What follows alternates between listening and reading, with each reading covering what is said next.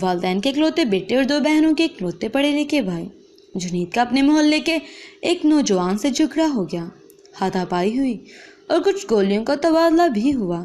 جنید گھر آیا اور اپنے کمرے میں بیٹھ گیا۔ اس نے اپنے دشمن کو مارنے کا فیصلہ کر لیا اور الماری سے پستول نکال لیا۔ اچانک اسے اپنے ایک دوست کی نصیحت یاد آ گئی۔ دوست نے اس سے کہا، ایسا کوئی بھی انتہائی قدم اٹھانے سے پہلے 30 منٹ کے لیے واردات کے بعد کی صورتحال تصوراتی طور پر دیکھنے کا کہا تھا۔ جنید نے تصور میں اپنے دشمن کے سر میں 3 گولیاں فائر کی اور اسے اپنی نیند سلا دیا۔ 1 گھنٹے بعد وہ گرفتار ہو گیا۔ گرفتاری کے وقت اس کے والدین اور 2 بہنیں پھوٹ پھوٹ کر رو رہی تھیں۔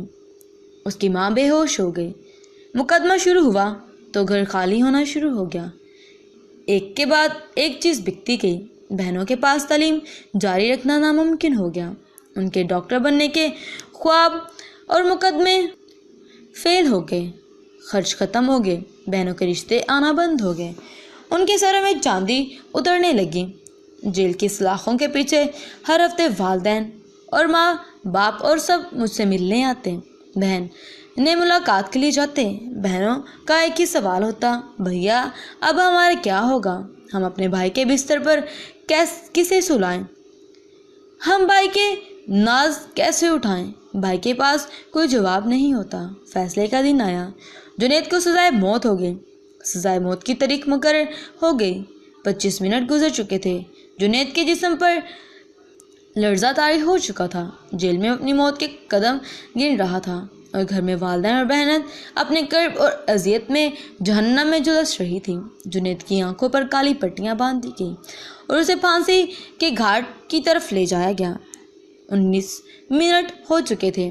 پھانسی گھاٹ پر پیر رکھتے ہی 30 منٹ پورے ہو گئے۔ جنید پسینہ پسینہ ہو چکا تھا۔ اس کے جسم میں کپ کپی تاری تھی۔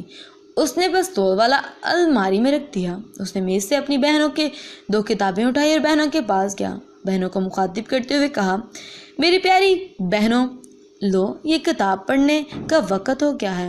خوب دل لگا کر پڑھو کیونکہ تمہیں ڈاکٹر بننا ہے۔ چند ماہ بعد جنید ایک بینک میں اچھی پوسٹ پر پہنچ گیا اور ملازم لگ گیا۔ جنید کی دونوں بہنیں ڈاکٹر بن گئیں۔ وہ ایک کامیاب اور بھرپور زندگی گزار رہے ہیں۔